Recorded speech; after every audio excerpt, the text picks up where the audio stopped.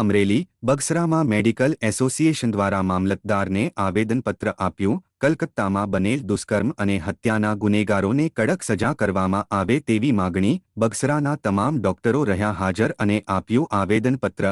તા 17/8/2004ના બગસરાના તમામ ડોક્ટરો મેડિકલ એસોસિએશનની સૂચના મુજબ તબીબી સેવાઓ ઇમરજન્સી સિવાય બંધ રહેશે।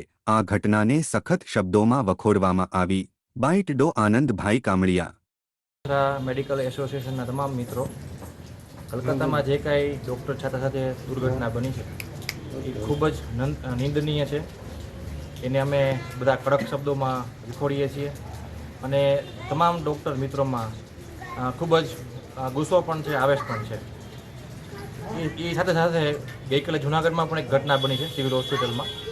એ પણ અમે એના માટે ખૂબ બધા ભેગા થઈએ અને સરકારશ્રીને અહીંયા આવેદન આપવા આવ્યા છે, મામલતદારશ્રીને।